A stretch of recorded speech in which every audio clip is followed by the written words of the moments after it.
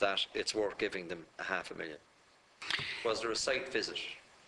In the ordinary course of events, Chairman, this type of a situation wouldn't arise, and that's part of the reason why I've asked the internal audit unit to review it and to come back to me with a report. I think in relation to the approach that was taken from the information that's available to me, I think the assessment was based on the fact that the site was purchased in good faith when the project had been included in the programme. Part of the reason for it not proceeding in the short term was because of it emerged that there was an insufficient demand in the area. There is a requirement that the site be held for future social housing development, and as part of the social housing strategy and its implementation in Leitrim, obviously we will be looking to see what scope there may be to actually develop that site as part of that programme. But isn't that a fact that the site is not suitable? Was that one of the reasons? No, I think the primary reason was that the demand for social housing in the area wouldn't have justified it. I think the site itself it's certainly not the easiest site to deal with from what I understand. But I think the primary reason was that it was an issue around lack of social housing demand. Do you look and an unsuitable site? Let's just be honest about it. Anyone looking at it would know it's unsuitable.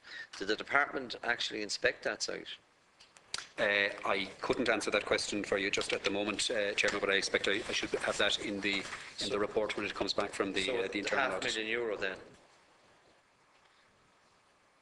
It would have been as part of the initial process in terms of the approval process, to actually get into the approval in principle in the first instance. There would have been an assessment made that the site would have been suitable for the development of a project. So that would have been undertaken. Where's before. the £500,000 now? It's gone. The £500,000 has been paid over to the voluntary body concerned. And what's the value of the site now? There is no up-to-date valuation in relation to the site. But I suppose it's certainly a valuation can certainly be found. But I suppose going back to the land aggregation scheme, the valuation or the value, the public value in sites like this and sites in the land aggregation scheme is not so much their resale value, but the fact that they are an asset available for public housing.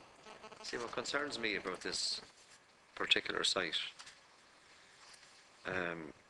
is that it was purchased, it was supported by the department, and it took a television programme to highlight it. And now we're asking the internal auditors to look at it. And again, to my mind, it shows a weakness within the department and within that audit unit that these things happen. And I know that not everything is, you get everything right. None of us do. But €500,000 of taxpayers' money is a substantial amount of money. And I'd love to see the report that you're carrying out on it, with up-to-date valuations, etc. Chairman, I share your concern in relation to any issue that may arise in relation to the use of public money, and as you say, none of us can say that we will always get everything right, and it's just because this would have been an unusual type of project. That's part of the reason why I've asked for this report to be done. So this site? It was the voluntary body concerned was the Sue Ryder Foundation. And do they still own the site? As I understand it, they do, yes. So you gave money to the Sue Ryder Foundation, and they purchased the site. Would that be the way it works? They had actually purchased the site because they anticipated that the project would proceed. It had gotten into the approval in principle stage, and then when it wasn't to proceed and the cost wouldn't have been recovered as part of a project, that was where the issue arose. So the site has been, the value of the site was paid over to them, but with a guarantee on the future use of the site for social housing purposes. And in part of your audit of what went on, will you tell us in that report, or ask someone from an engineering perspective and a planning perspective, is it suitable for housing? Yes, absolutely. Because the type of housing that was being provided there was away from any centre. And from what I saw, on the television programme, it was more suitable. You'd want climbing equipment going into it. What about Moore Abbey, Monasterevin? Voluntary housing programme there. Not a project I'm familiar with offhand, Chairman, but if... Have you had any applications from any organisation there in relation to a Moore Abbey voluntary housing association? I wouldn't say offhand, Chairman, there'd be a lot of interaction between local authorities and individual bodies that might be going on and might surface to us, but we can certainly, if you can give me the details, I'll certainly check and... That's the name of the project, Moore Abbey, Monasterevin. I asked a parliamentary question on it recently. Okay. I'll get you the reference to that. Okay. The other one I'm interested in is the transfer of the funding of voluntary housing associations or bodies. What happens when NAMA decide that they have an interest in terms of providing a local authority, say, or fulfilling the gap of, in Kilkenny we have 3,500 people on the housing list, and there's 41 units to become available, and then NAMA have those units. Do NAMA negotiate with the department and then the department give the money to a housing agency, or is it the housing agency that negotiates with NAMA and then comes to you for the funding? Maybe I might just, if you, with your permission, Chairman, I might ask my colleague Lisa just to answer you in relation to the detail of the process, but maybe before she does, I suppose one of the issues that can often arise in relation to NAMA properties is that, if you like, they are properties associated with loans within the NAMA remit, but may have receivership, etc., going on as well. And when you look at the overall numbers of units that would have been initially identified by NAMA as possibly being suitable for social housing, there's about a fifth of those were actually ultimately sort of sold or let by receivers in private transactions. So that can arise as a problem in some cases. But maybe Elisa might just outline the process in terms of our NAMA engagement.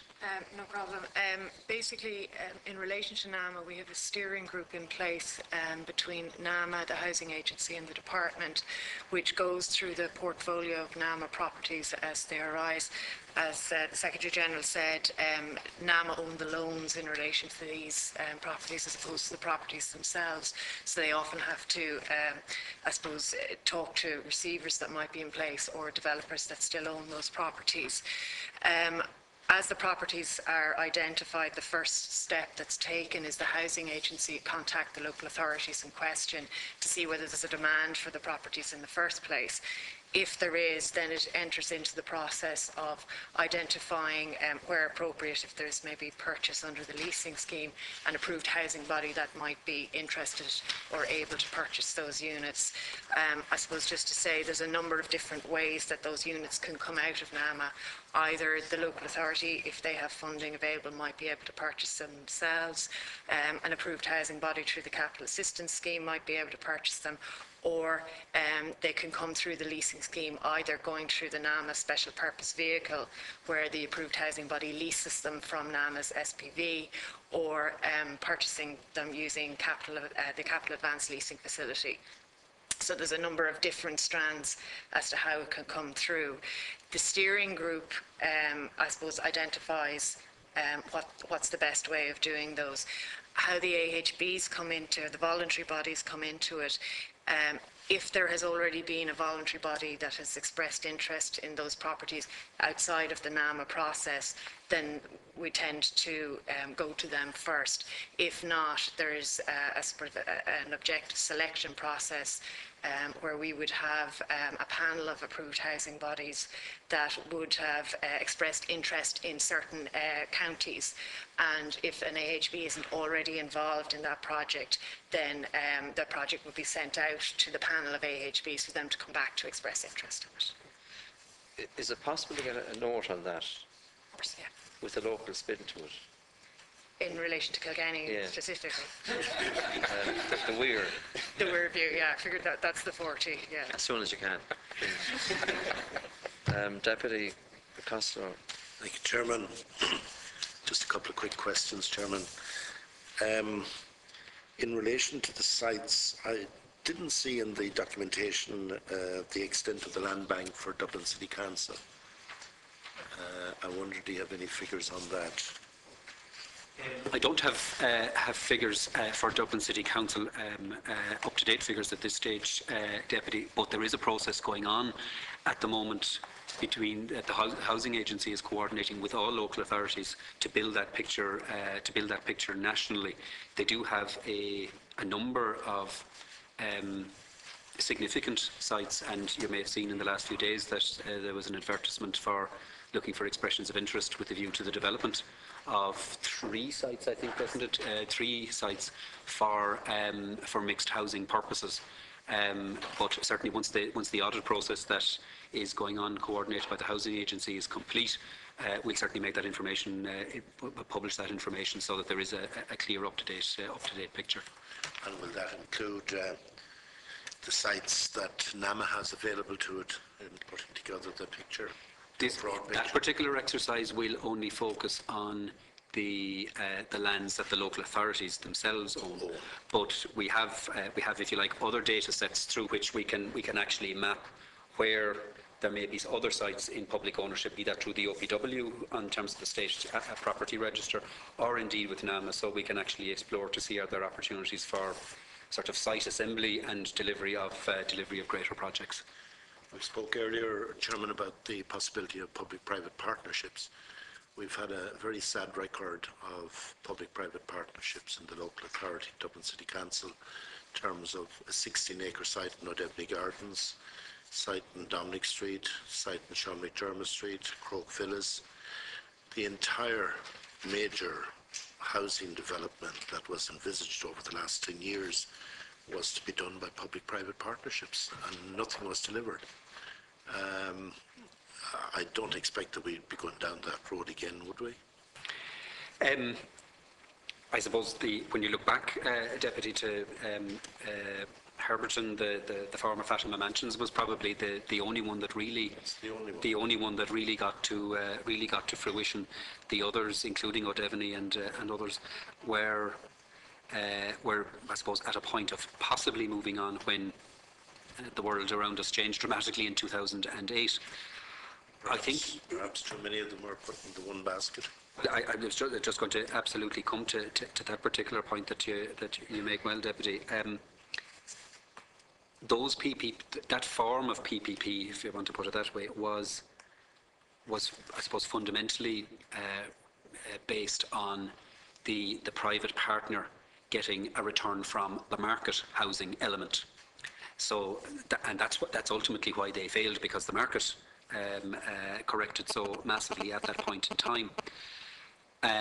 There is provision in the social housing strategy for a public-private partnership element in the delivery, but I think the crucial thing is going to be that we need to do and explore carefully the different forms that public-private partnerships can take, because, as you say, that experience led us to a number of projects all crashing at the same time because they were all dependent on a particular type of approach. So we may need to look at things from the most basic of arrangement all the way through to more, I suppose, more fully fledged PPPs, where there's a design, build, finance, operate possible dimension to them. All from it is that so much engagement is made by the community on the public side of it, and that the entire failure came from the private side. Whereas years and years of engagement, of planning, of meetings and so on, that the community was engaged in with the local authority, all that was delivered, but nothing was delivered by the private sector. So I think a closer scrutiny of any public-private partnership would be very welcome. In relation to NAMA, NAMA will be investing at least 1 billion in the STSZ on the docklines. We have seen what happened in Canary Wharf in London, where it's quite dead after 5 o'clock, after the office hours close. Are we is there a social regeneration element to the scheme that would ensure that the indigenous, the local community there, are not neglected, and that the massive investment in office blocks and residential development that is envisaged would be brought to bear on the development? And I mean, NAMA will be putting about $1 billion. There's expected to be another $1 billion put into it. So we're talking about the last chance for regeneration of that particular area. I suppose a critical,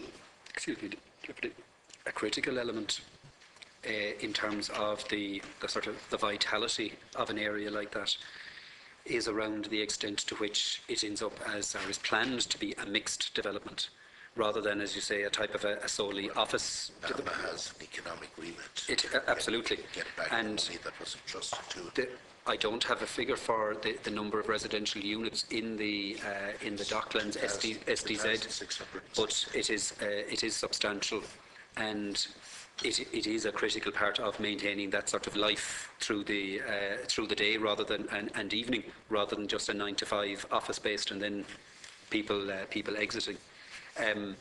So I suppose ultimately the development in the SDZ is determined by the SDZ planning scheme, and certainly that is framed on the basis of a mixed development with a very large quantum of residential, as you've outlined. And my understanding is that there is already quite an amount of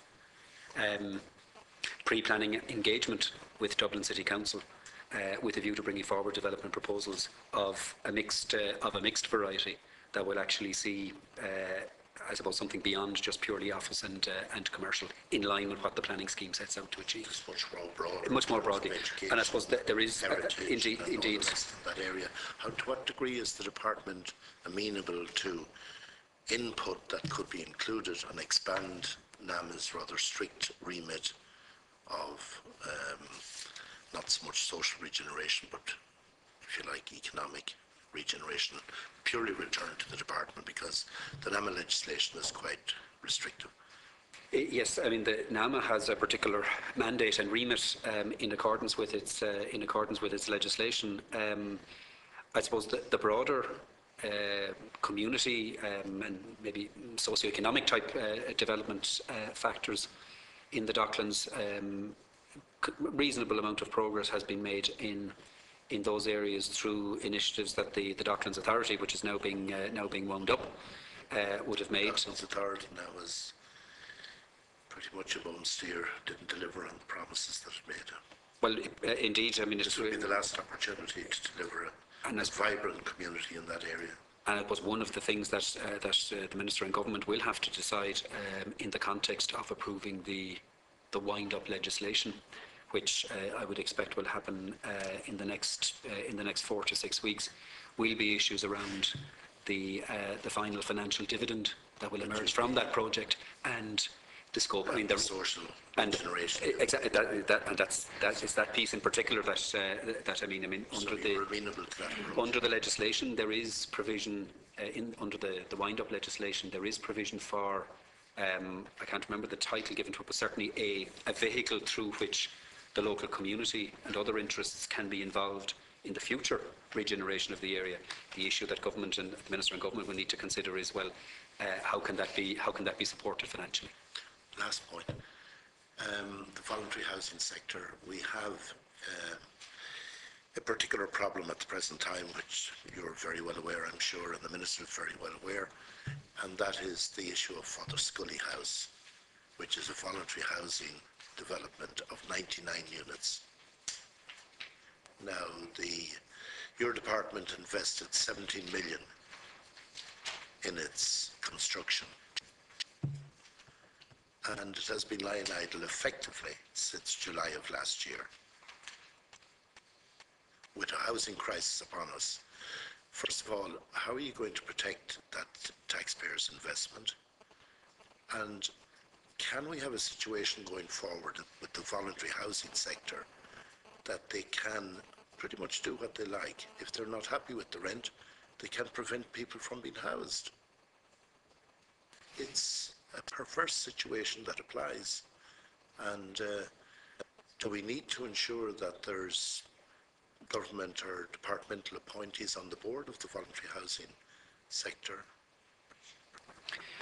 Well, firstly, Deputy, I absolutely agree 100% with you in relation to the absolutely undesirable situation to have funded a significant redevelopment just on the corner of almost on the corner of Mountjoy Square, slap bang in the middle of the city. 99 units that need to be put, indeed, that need to be put to good housing use. I think the minister is very seized of this issue, and I think in the House this week, I think Minister of State Coffey indicated that if this isn't resolved and resolved quickly, that all of the available options will be taken, or certainly will be explored in order to bring it to a conclusion, because we cannot stand over a situation with that quantum of money having provided a valuable and badly needed asset and it not being utilised. So there's absolute commitment. There are ongoing negotiations. I think there was due to be a further meeting, in fact, today, possibly yesterday, was it, between the parties to try to resolve it. I haven't got an update on it, but it is something that we're keeping a very close eye on. I think there is a more general issue that you have raised in relation to the voluntary housing sector, and we do need to put in place a statutory system for regulation of the approved housing body sector, and there is a commitment in the government legislation programme to do that, and under the social housing strategy it is also committed to, and I think it is by Q2 2016, I think, is it? Yeah, that we will establish a statutory based regulator in order to provide that more robust arrangement for the approved housing body sector. Can we bring that forward? We have a very, very extensive legislation programme of, I think, 7 bills that, including the Docklands one that we mentioned earlier, that need to be published between now and June. But it is very much on our radar, and if there's anything we can do to bring it forward, we certainly will. Last point. Can you appoint directors to the board of a voluntary housing agency? Technically, there's probably no reason to not to, but I think from a sort of a policy and procedural point of view, I'm not sure I'd be entirely happy with. I mean, there's a sort of a triangular relationship between the department, the local authority, and the voluntary body, and I think we've had situations in the past with departmental people on boards of certain kinds where there can be a fuzziness in terms of relationships and reporting, etc., responsibilities. So I think, just purely as an initial reaction, my sense would be to have a statutory regulation system that would ensure that we have a quality sector without, if we can avoid it, getting into the space of having sort of multiple responsibilities. Thank you very much. Thank you. Chairman, just briefly returning to Irish Water and the question on the land aggregation, then just separately, if you'll indulge me.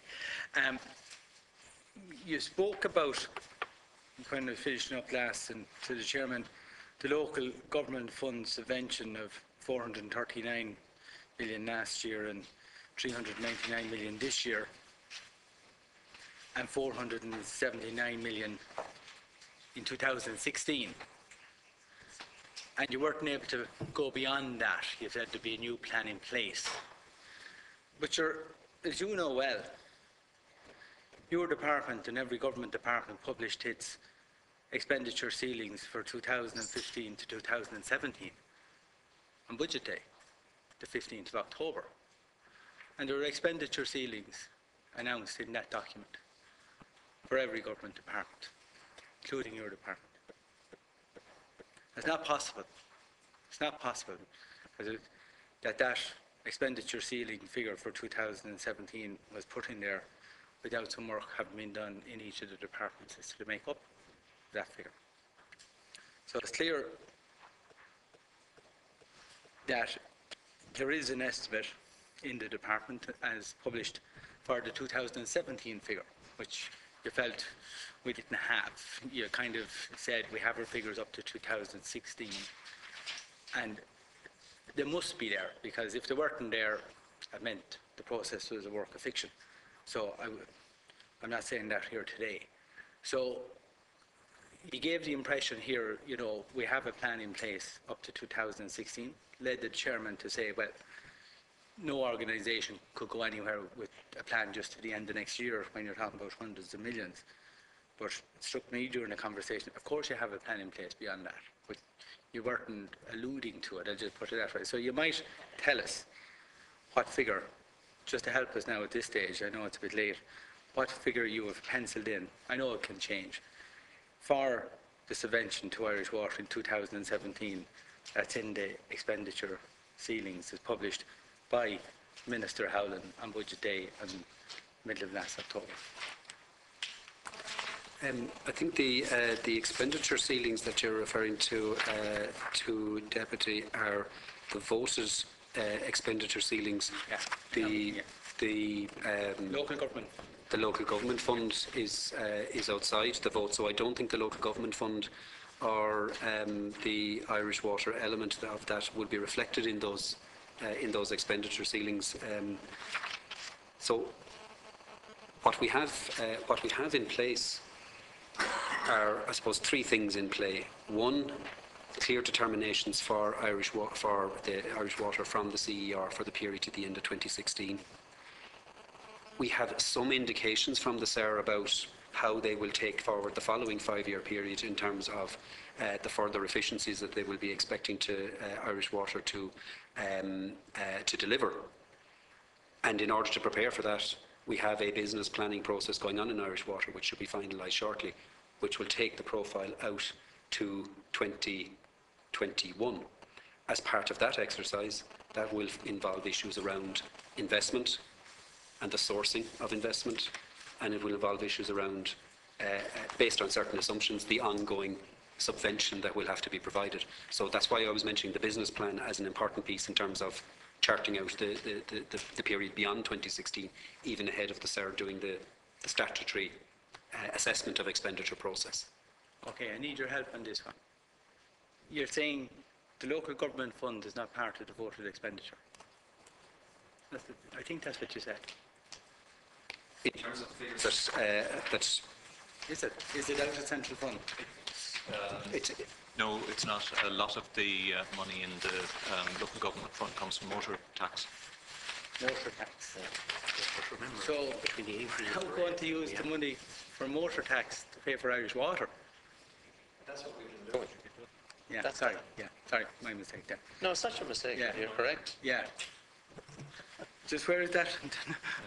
No, there was, well, I mean, obviously the accounting officer can give more detail on it, but substantial. Chairman, you come in on that particular point, and the motor tax money is now going to No, Irish Water. you can hear it from the horse's mouth there. The accounting officer. Yeah, okay. the local government fund, Deputy, is a construct that started in 1999, I think it was, at a time when motor tax was paid into the fund, and it was largely going to be used for the roads programme. And the roads programme was part of our department at that stage, going back however many years ago that was. It has since evolved into a broader fund into which both motor tax and local property tax proceeds now go. The local property tax proceeds are recycled back to local authorities, and the motor tax proceeds dimension is used to fund a range of things, including the subvention to Irish Water and including a payment back to the Exchequer. Okay, I just say, I'm around here a while, I'd actually missed that bit No, in that's the just- last year and a half. And I've never heard anyone been saying it to me in the street that the motor tax now is to go, your motor tax is going to fund Irish Water. Well, Yeah, that's my clarify mistake. this because, No, Deputy, that's my mistake. Yeah, okay. I'd forgotten that local property tax also goes into the local Right. government fund. I think the point that Deputy Fleming is a bit stunned about is the fact that in our constituency clinics and generally through the county council meetings, we would receive criticism about the fact that so much motor tax is paid in a particular county and so on and collected. And now that motor tax, instead of fixing the many problems that are on our county roads and so on, a lot of that motor tax is going to a mix of it with property tax. when you look back historically, a significant proportion of the motor tax proceeds that went into the local government fund would have been funding the general purpose grant allocations to local authorities, a big chunk of which would have been used to fund water services stuff. So it is a historical construct that I think perhaps has outlived its time, and it is. I'd say that many thousands of people that walk the streets of Ireland protesting against water charges will not be impressed with that explanation, even though I clearly understand it. But I'm a bit surprised. Like, it's just a funny outcome that I would have thought, it's not in the vote for environment, in the local government fund, and maybe I'll ask Mr. Heffernan, because that's power. Can you tell us then, just on this issue, because we had quite a debate at the committee on the expenditure ceilings 2015 to 2017 in relation to voted expenditure, which is in the order.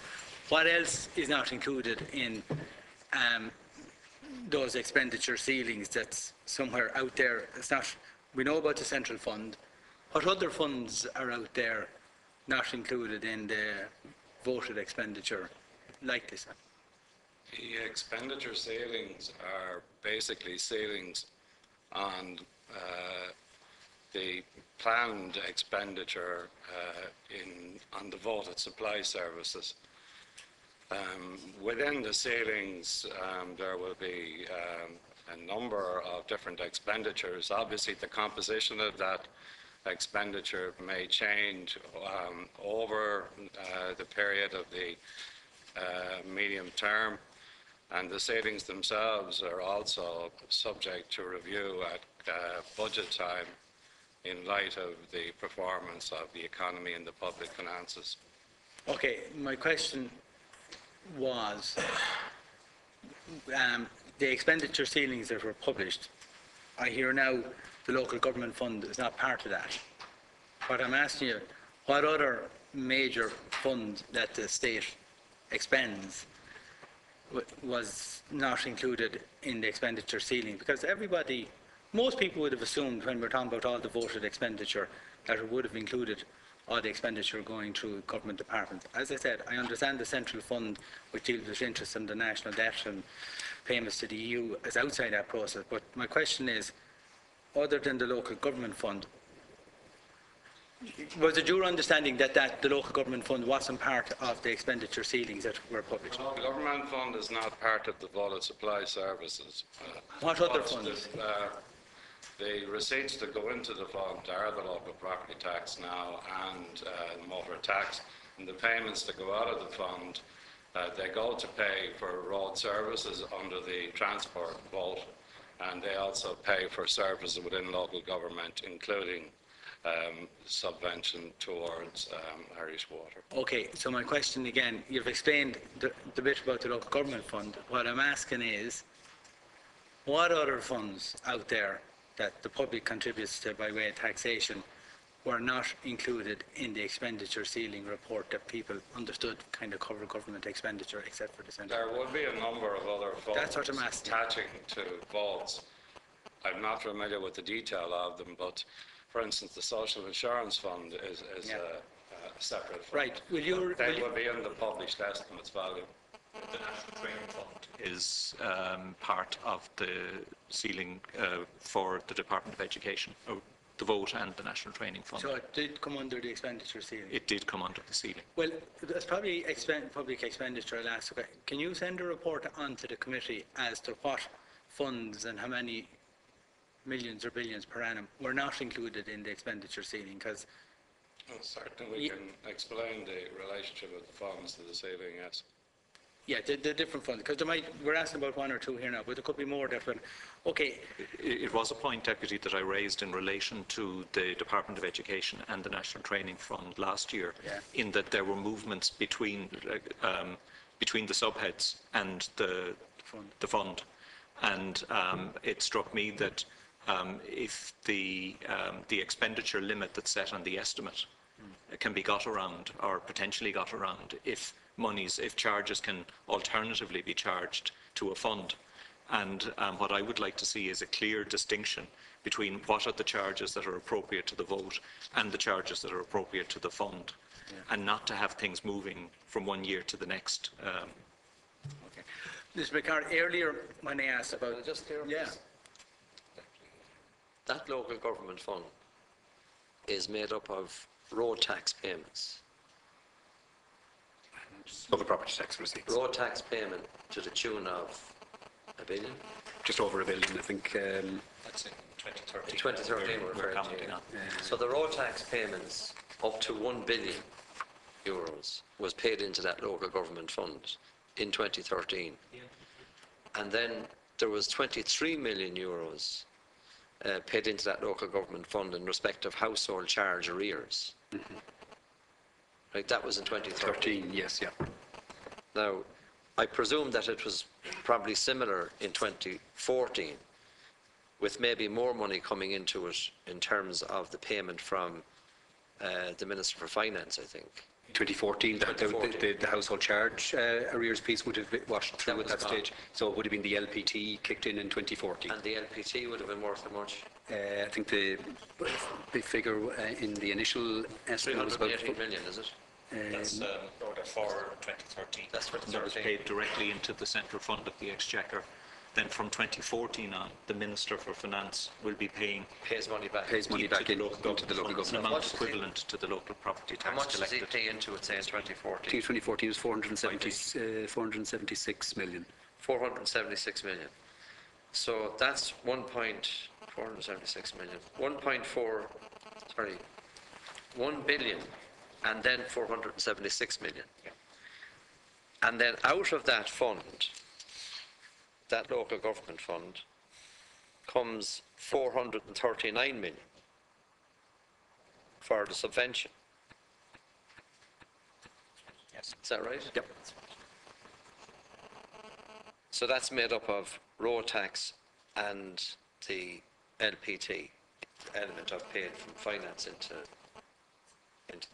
Yeah, the LPT now in 2015 is sort of recycled independently to local authorities individually, so the other items in effect are funded by motor tax receipts proceeds. Because it does say in the note here that this fund, the Resource and Local Government Fund, are used mainly to provide local authorities with funding for their day-to-day activities and for the upkeep of regional and local roads. That would have been the case in 2013. 13. Yes, yeah. And I'm just saying the shift in that then in 2014 was the taking of this 439 million of subvention to go to Irish Water, which is incredible. So just...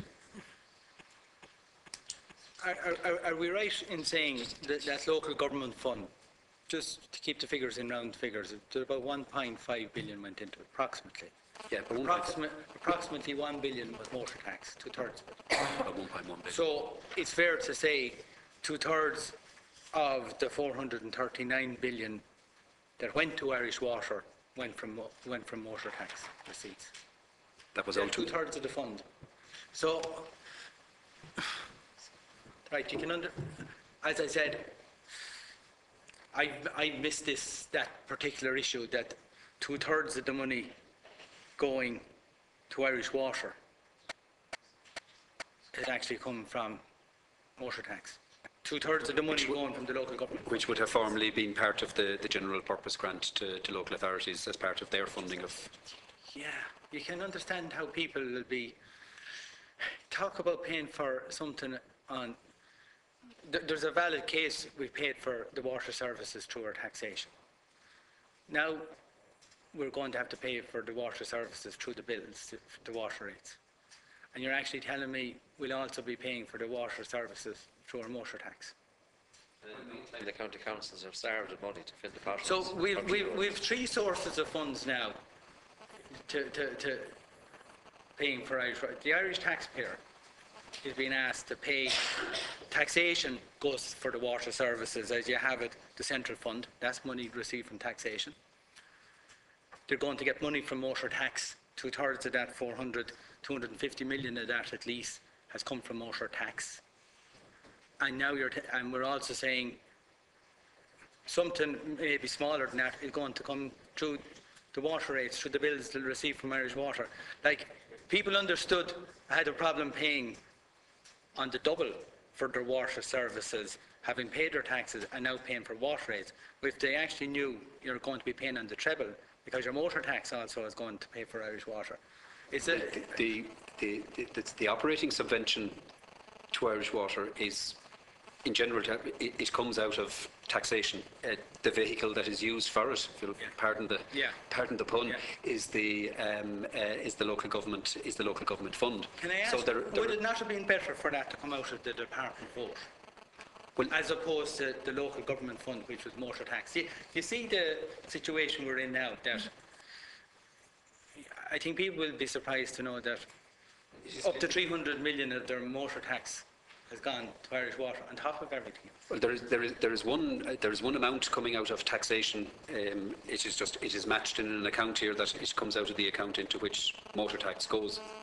So if motor tax was going to the general exchequer, the amount would just come out as a payment through the vote at that stage. But it is still one payment. And then there are user charges, be it through the domestic and the non-domestic sector. Those are the other two components of the overall revenue.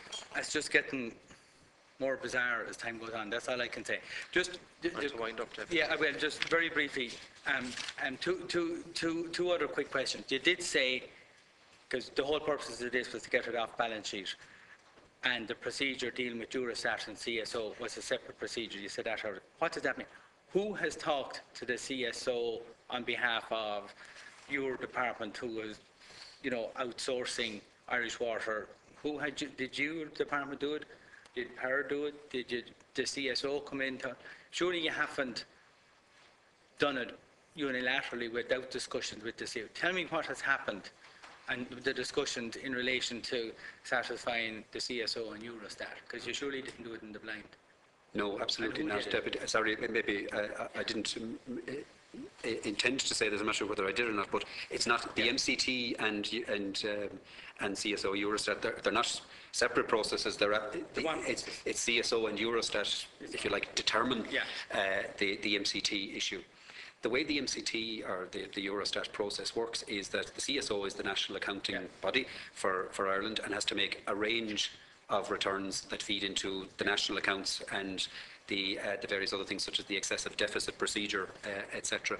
So the way it works is they need to have enough information to allow them to make a submission to Eurostat. So what we are doing at the moment is engaging with them, providing them with whatever information they need so that they can make their submission, and Eurostat will make their determination. And obviously they can't do that until you have the value of the assets sorted out, because you can't. Their core issue, and Maria is leading this issue for it, but their core issue, I think, is around the, from a market cooperation test point of view, is around the operating, the approved costs from the CER and the revenue streams and where they come from the domestic, the non-domestic, and from the public subventions. When do you expect to Just have to- views from the CSO Yeah, on it? just to clarify, in terms of the CSO, they're looking at, say, revenues and the costs. In terms of the assets, I think it's important to say there's no financial transaction associated with the assets. They're just physically moving from one part of the state asset to another part of the state. Which sorry, in terms of the CSO and the national accounts, that's the way they're reflected. There's no financial transaction. Irish Water aren't buying the assets from local authorities. So it's simply that assets that are owned by local government, which is part of government, are moving to a commercial semi-state, which is owned by government. So in terms of the value of that national asset, the CSO maintains the value within the national accounts. So they don't need to be, revaluations occur in a normal construct like that. So I think that's important. Because there's no financial transaction, it doesn't impinge on what is being looked at that point of view. The valuation of the assets is more from the accounting point in the local government accounts and the accounting perspective from Irish Water. Last quick question, because I know it's very late and sorry for taking so long. You've mentioned the conservation grant here a few times. Just give me a quick rundown. Who gets the conservation grant, and those houses that have their own septic tank and private water supply, they don't have to pay anything to Irish Water? Do they get the conservation? Like, will this be The water conservation grant, Deputy, under the legislation will be, I suppose, the first test that, or first hurdle that has to be passed is that you have to make a household has to make a valid response to the Irish Water registration process. And that can include both customers and non-customers, because households have to declare that they're not a customer or a part customer, depending on whether they have a water or wastewater service. So the first, that's the first requirement. Then the Act provides for the making of regulations that will determine any other eligibility issues. Those regulations will have to be made in the coming months and will involve the specifying of a date by which that response to Irish Water will have to have been made, so that the process involving the Department of Social Protection can move on in terms of actually making the payment in September. Yeah, and the question is, those people who won't be customers of Irish Water and won't have a bill from Irish Water, will they get the full €100 grant? A valid response to Irish Water indicating yes, saying no, I'm not your customer. Yes, that will be from that point of view, that will satisfy that requirement to get the grant. Okay, Chairman, we'll leave it. Just one comment, Mr. Heffernan.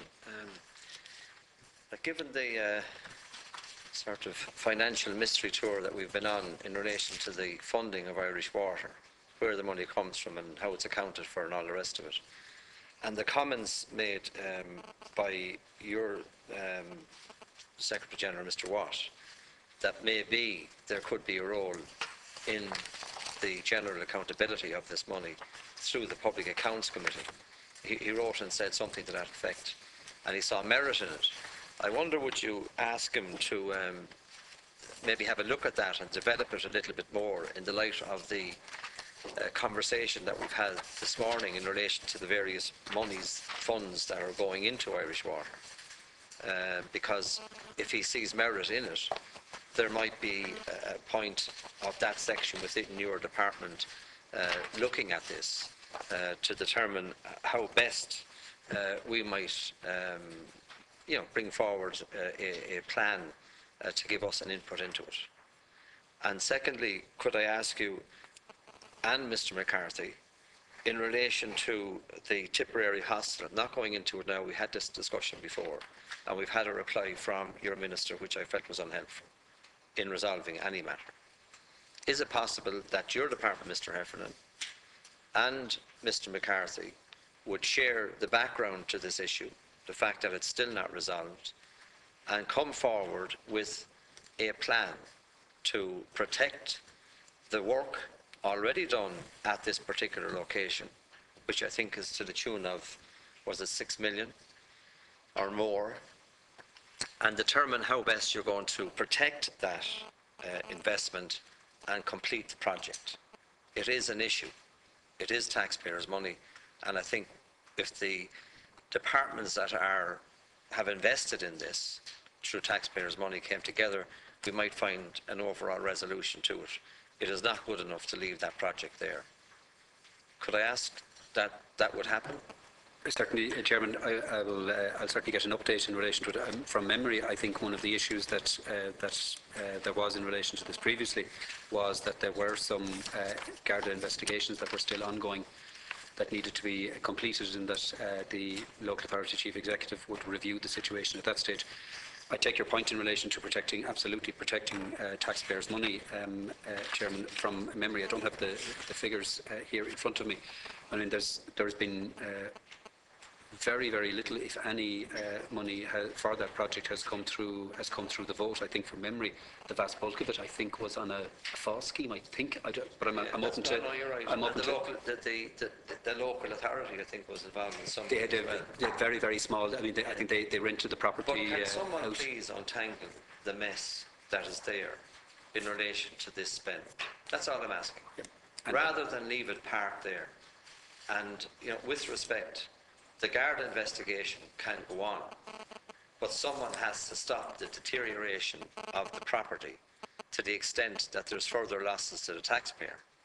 And surely that's not a big ask of your department, Mr. Heffernan, because you look over the other departments.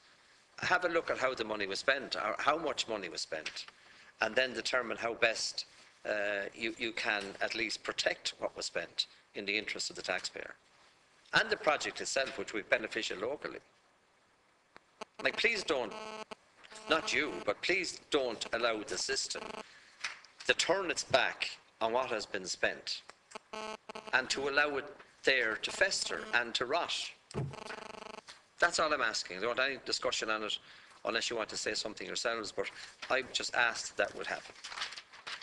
Just in relation to the specific project, we can talk to the Secretary General of Environment. He has just been helpful with this.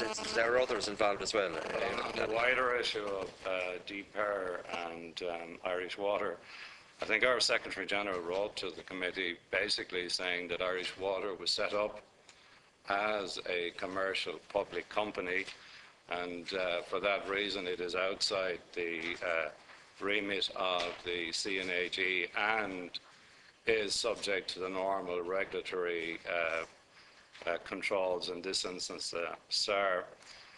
Where the Secretary General was referencing oversight by this committee, it was basically acknowledging that substantial amounts of public money were going in to Irish Water during the establishment phase, and accepted that it would not be unreasonable for this committee to be looking at those issues on an informal basis. That was essentially the. I'm asking Mr. Heffernan that he would look at formalising that informal basis. I can't do it here as chairman of the committee because I'm told it's outside the remit and it's in legislation and so on. Mr. Watt sees the merit of it. I think most people looking at this debate this morning would see the merit of it. And I'm simply asking of somebody within the system of management of public funds in this country that the suggestion made by Mr. Watt would be at least developed to the point where it's found unworkable or a certain input can be made, establish what that is, and then let us work on it. Because quite frankly, you know, what we have heard here this morning, and it's none of your fault, it's all in legislation, it's how you do your business and all the rest of it. It's just been, it is difficult to understand and to support the notion of how all of this taxpayers' money from various pots of money gets into Irish Water. And all I'm asking is, would you ask? When you're on a radio programme, whether it's local or national, one of the things that unnerves you a little bit is when the presenter says to you, oh, by the way, I have this text message that's just come in. Now, we're like a radio programme here, or television, whatever, because they text in. And this fella says, oh, I see, he said, they're not potholes anymore. He was talking about the water tax. He pays his road tax. So he says, they're not water holes anymore, they're water reservoirs. Brilliant. So, there you go. For what it's worth. So if you wouldn't mind doing that, and that's not to trivialise the issue, that is a serious issue. The committee then agreed to dispose of Chapter 6, the Land Aggregation Scheme, and Chapter 7, matters arising from audit of Vote 25, Environment, Community, Local Government, in relation to water services. No way. Right. We're waiting for information to come, and not that of any, but I'd like to see the colour of the information before, and then we can sign off in a minute at a future date. That's agreed. So the committee stands adjourned until Thursday, the 12th of February 2015 at 10 o'clock. Thank you very much.